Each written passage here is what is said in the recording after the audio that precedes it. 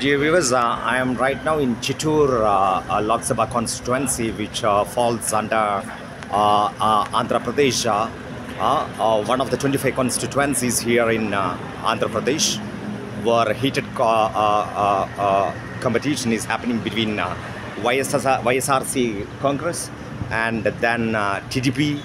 Okay, here in Chittoor, the existing winner is from YSR Congress, and he is taking head on another IRS retired person. And here we have with us a local person, Ubendra Reddy, to give us an overview of what is the current reality. So TDP candidate Dugamala Prasad Rao, a retired IRS officer, is contesting against the incumbent YSRCP candidate N.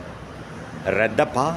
So we will ask a few questions to Mr. Ubendra Reddy.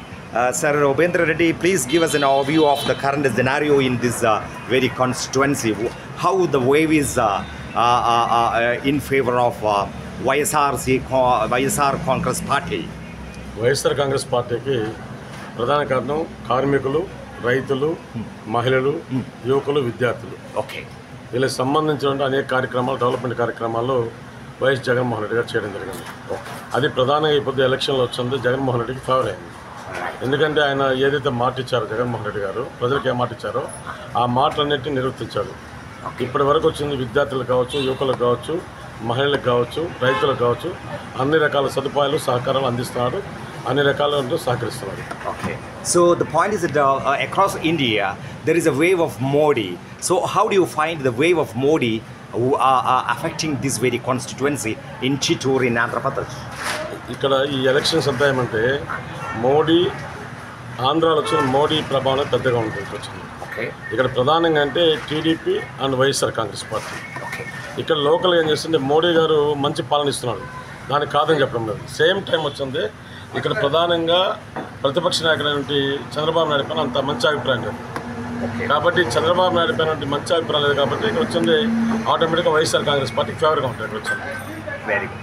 So, Mr. Ubendra Reddy, what is your expectation from the central government which will come into power in this election, after this election? How should they rule India? What is your expectation? మేమైతే కోరుకునేదంటే కేంద్రంలో అయితే ఖచ్చితంగా మోడీ ప్రభుత్వం ఉండాలని కోరుకుంటాం.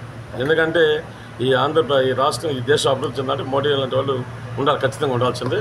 Same time BJP party wrong step వేస్తుందని మేము భావిస్తున్నాం. ఎందుకంటే చంద్రబాబు నాయుడుతో కలవడమే బీజేపీ చేసిన పెద్ద పొరపాటుగా మేము భావిస్తున్నాం. Very good. So, how do you find the difference between the BJP-led government which ruled till now and the YSRC Congress which is ruling in this very state?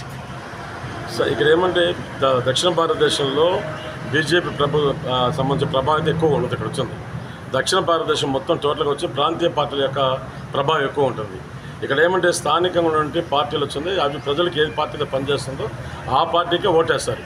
ఇప్పుడు ఏంటంటే కేంద్రం వచ్చింది, బీజేపీ ప్రభుత్వం వచ్చింది, ప్రజలకు అనుకూలంగా ఉంది కాదని చెప్పలేదు. సేమ్ టైం వచ్చింది ఇక్కడ local body elections, local elections వచ్చేప్పటికీ ప్రధానంగా ఏం చేస్తారు, చంద్రబాబు నాయుడు గారిని, జగన్మోహన్ రెడ్డి గారిని చూస్తారు. వీళ్ళిద్దరిలో ఎవరు బెటర్ క్యాండిడేట్ చూస్తారు. బెటర్ క్యాండిడేట్ చూసినప్పటికీ జగన్మోహన్ రెడ్డి గారు ఏదైతే మాట ఇచ్చారో ఆ మాటకి కట్టుబడి ఉంటారు కాబట్టి, జగన్మోహన్ రెడ్డి కట్టుబడి ఉంటారు కాబట్టి ఆ పనులను చేయడం జరిగింది. ఈరోజు ఈవేళ ప్రధానంగా విద్యా విధానం తీసుకుంటే నాడు నేడు అనే కార్యక్రమం ప్రతి పల్లెలో వచ్చింది. ఈవేళ వచ్చింది మొత్తం స్కూల్స్ రావడం జరిగింది. అదేవిధంగానే సచివాలయాలు స్వతంత్రం వచ్చినప్పటి నుంచి ఇప్పటిదాకా ఏ గవర్నమెంట్ ఆలోచన లేని ఆలోచన విధానాన్ని ఈవేళ జగన్మోహన్ రెడ్డి గారు తీసుకురావడం జరిగింది. మొత్తం ఆంధ్ర రాష్ట్రం వచ్చి 30,000 సచివాలయాలు తీసుకురావడం జరిగింది.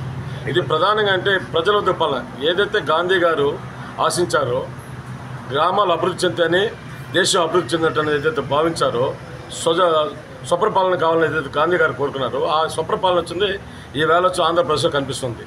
డైరెక్ట్గా వచ్చింది అధికారులే ఈవేళ వచ్చింది ప్రజల దగ్గరికి వెళ్తున్నారు. వాలంటీర్ వ్యవస్థ తీసుకురావడం జరిగింది, సచివాలయం తీసుకురావడం జరిగింది, హెల్త్ తీసుకురావడం జరిగింది, అదేవిధంగానే ఆరోగ్యశ్రీ తీసుకురావడం జరిగింది, విద్యా దీవెన తీసుకురావడం జరిగింది.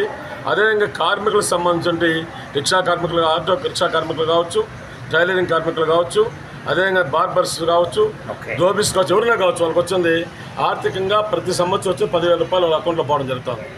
అదేవిధంగా మహిళలకు సంబంధించి ఈబీసీ స్కీమ్ కింద వచ్చింది 18,500 రూపాయలు వచ్చింది, వేళ వచ్చింది. జగన్మోహన్ రెడ్డి ప్రభుత్వం వచ్చి మహిళలు డైరెక్ట్గా ఇవ్వడం జరుగుతుంది.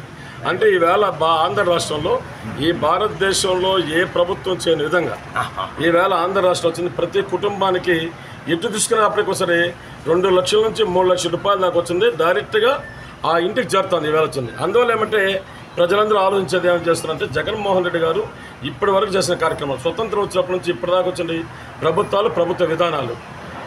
అదేవిధంగానే 2019 తర్వాత జగన్మోహన్ రెడ్డి గారి ప్రభుత్వ విధానం, ప్రభుత్వం డైరెక్ట్గా పథకాలు వచ్చింది, డైరెక్ట్గా మధ్యవర్తి లేకుండా డైరెక్ట్గా వచ్చి ఇంటికి చేరుతోంది. కాబట్టి ప్రజలందరూ ఏం కోరుకుంటున్నారు, మధ్యవర్తి లేని విధానాన్ని తీసుకురావడం జరిగింది. మీడియేటర్ లేరికి వచ్చింది, బ్రోకర్స్ లేరు, ఎవరు పెత్తనం లేదు, డైరెక్ట్గా గవర్నమెంటే ప్రజలకు ఇవ్వడం జరుగుతుంది. కాబట్టి ఖచ్చితంగా ఈ రాష్ట్రం వచ్చి మళ్ళీ వైఎస్ఆర్ కాంగ్రెస్ పార్టీ రావడం ఖచ్చితంగా జరుగుతుంది. Very good. Mr. Upendra Reddy, thank you for talking to the NFA Post TV and share the ground reality to us. Okay, thank you, sir. Thank you. So the point is that he is very affirmative on YSR Congress initiative in this state. So the point is that he wanted the state being ruled by a southern regional party will have an upper hand in this election. So going forward, we have to see how these regional parties will dent into the BJP's claim to harness more than 400 seats in India.